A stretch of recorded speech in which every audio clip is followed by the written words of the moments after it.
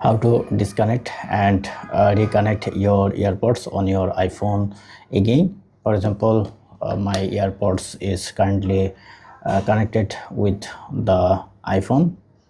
Now if I go to the control center, then here you can see it's now connected. Now if you want to disconnect it again, then go setting, select your AirPods, scroll down, then here you can see the forget this device or disconnect. If you press on forget this device, then your device is totally removed from your device iPhone.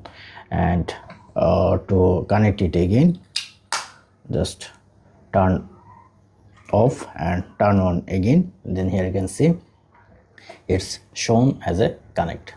Press on connect and press on control your AirPods by moving your heads.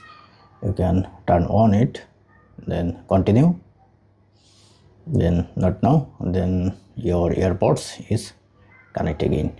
Sorry, if you go to your Bluetooth, then here you can see your AirPods is connected. That's it. Thank you. Have a good day.